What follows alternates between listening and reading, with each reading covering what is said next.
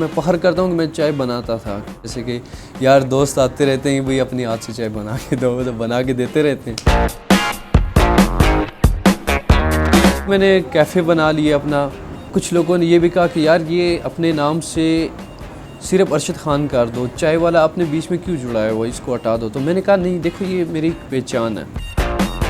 Truck art हमने इसमें totally use किया है, देसी टाइप की, बीच में टेबल चेयर्स वगैरह यूज़ किए है इसमें।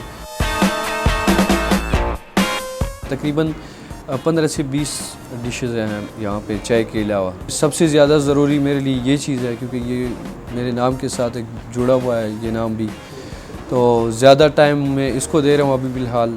और एक्टिंग भी अभी मेरे जो टीवी शो रिलीज़ हो चुके हैं 2 की 4, तो उसके एपिसोड रिलीज़ हो चुके हैं, उस पर भी टाइम दूंगा इंशाल्लाह।